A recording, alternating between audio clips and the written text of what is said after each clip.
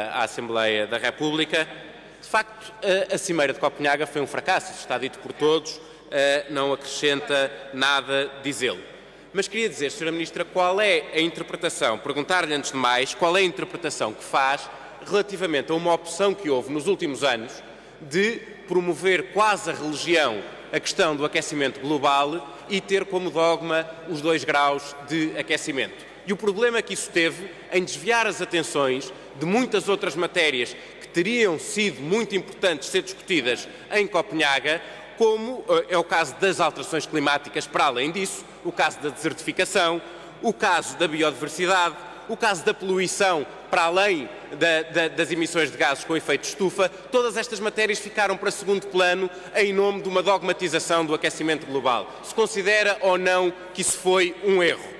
Por outro lado, o Sr. Secretário de Estado dos Negócios Estrangeiros esteve ontem aqui na Assembleia e disse relativamente a Copenhaga que a União Europeia deveria retirar ilações sobre o fracasso de Copenhaga, designadamente relativamente ao modelo que adotou para se posicionar em Copenhaga. E eu queria perguntar se a Sra. Ministra partilha ou não dessa visão de que a União Europeia errou no seu posicionamento relativamente a Copenhaga. Por outro lado, queria também perguntar à Sra. Ministra qual é a opinião que tem relativamente à opinião pública neste momento sobre a questão das alterações climáticas. Se acha ou não que, em termos de opinião pública, o fracasso de Copenhaga e factos como o Climate Gate são ou não são prejudiciais para o envolvimento fundamental das populações nestas matérias e para um compromisso social que obviamente tem que existir, porque não é só para os Estados decretarem determinadas medidas que elas vão acontecer se não tiverem o envolvimento das populações.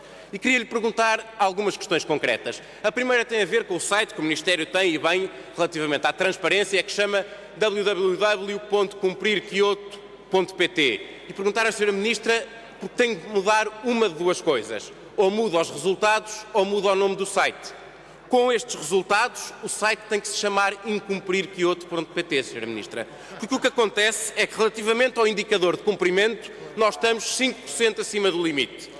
Em relação ao indicador de execução do Fundo Português de Carbono, nós estamos apenas em 32%. E relativamente ao terceiro indicador, que é o de execução do PNAC, nós estamos 12 milhões de toneladas acima de CO2, acima do limite. Não está lá, mas podia estar também o PNAE, que tinha em 2008 uma execução de 6,6%, o que obriga, a partir de 2008, a que anualmente a execução seja a execução irrealista de 13,2%. Mas queria lhe perguntar também sobre um setor fundamental, que é o setor dos transportes. No setor dos transportes, a medida do metro sul do Tejo está com uma execução inferior a 10%. A medida do metro do Porto está com uma execução inferior a 30%. A medida do metro ligeiro do Mondego está em 0%. As autoridades metropolitanas de transportes não funcionam e continuam a não sair do papel. Que medidas existem, Sra. Ministra, ao nível do transporte público? Que medidas existem relativamente não só ao problema do CO2, mas relativamente ao problema das partículas em suspensão nas cidades e da responsabilidade que há relativamente a essas emissões na poluição nos grandes centros urbanos, designadamente nas cidades? E também relativamente ao projeto do carro elétrico, não aquele que passa aqui ao lado, que é o 28, que é o único carro elétrico que a esmagadora maioria dos portugueses continua a conhecer, mas aquele que é do projeto do Governo. É que relativamente, por exemplo, aos postos de carregamento, porque uma vez que ainda não existe o carro elétrico, a rede dos postos de carregamento tem como compromisso 1.400 postos de carregamento a nível nacional. Vou terminar, Sr. Presidente. 1.400 postos a nível nacional. Só relativamente a Lisboa era suposto haverem 100 postos no final de 2009. Sra. Ministra, existem 6. Faltam 94 postos só em 2009 e só em Lisboa. E, portanto, esta rede, mais uma vez, está atrasada e tem dificuldade em sair do papel. Em resumo, Sra. Ministra, o posicionamento deste Governo e do anterior tem sido muito ambicioso relativamente às metas. Isso é verdade.